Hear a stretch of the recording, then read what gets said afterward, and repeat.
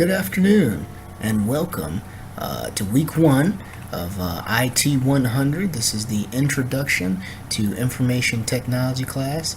I am your instructor during these 8 weeks. You can call me Prof. King. It's something I guess has kind of stuck with me, so I've been utilizing that much more than any other name that I go by. Quickest way to get a hold of me, just in case anybody wants to talk, is via email. That's probably the best way to contact me within a reasonable amount of time. But if you want to give me a call, feel free to. You should see my number in the My Instructor contact tab, and you can feel free to give me a call, and I'll try to get back to you as soon as I can. Usually, pretty quickly. I'm pretty good with response. I'd say maybe less than 24 hours. So please be sure to review all my policies and expectations this quarter, as I'd like to save you any heartbreak and any confusion later on down the line.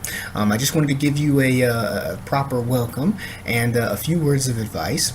Please make sure that you contact me as soon as you can. If you believe that any work that you're going to submit is going to be late, contact me sooner than later, definitely, due to the unforeseen circumstances. I do understand that things can happen in life, but I can be really flexible if you're willing to communicate with me beforehand.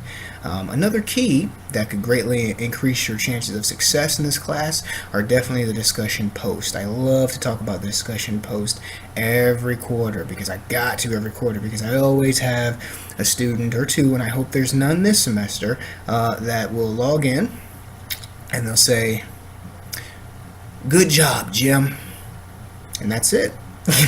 So I'd like us to get past the general statements. I'd like us to put a little bit more effort into our discussion post. So make sure at this level, I truly believe that we should begin to transition a little bit from just the normal opinion and begin to move into core facts and place those behind our statements and behind our reasoning. So I should see some very educated initial postings and some very educated initial responses out there, because I love to see research and conducted facts presented when you're posting your discussion posts, rather than just opinions. So that's a great way to get ahead in this class, is to definitely show that you put forth some effort into your discussion posts, rather than just saying, "This is what I think," and that's it. Because obviously there's much more that can be said behind that. So I want to talk about this week, in week one. You're going to be starting. We use my IT lab.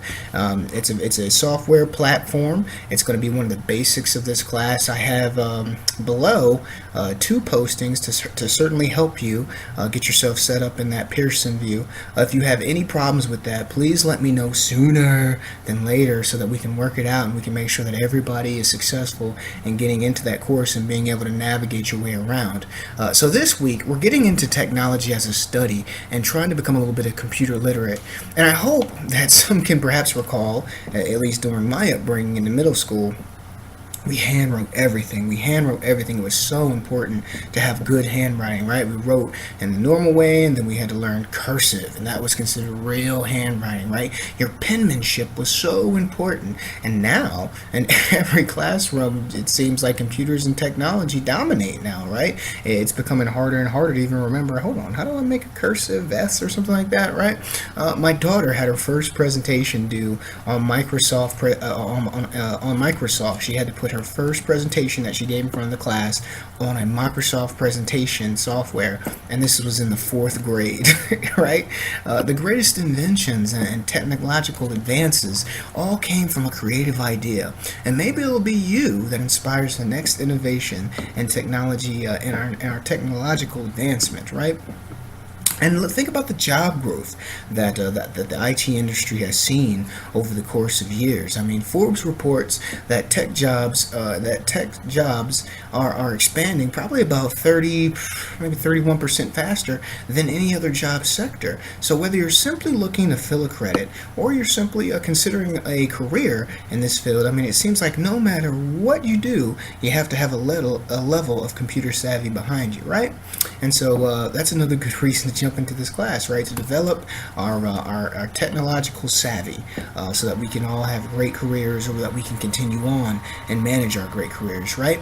So here's the assignments. We got that getting started quiz. Now remember, I have I have set up some assistance down below on our page of this announcement page where you can click on it. It'll help walk you through. If you have any additional problems, you can contact me. I believe your advisors now can also help set you up to make sure you're in the proper Pearson class. We have discussion 1-2. What an exciting conversation. Now, most of us, we wake up and we go to sleep tethered to some form of technology. So it's going to be great to have the discussion that we're having this week on IT. As always, I'm here to assist, motivate, and encourage you during the week.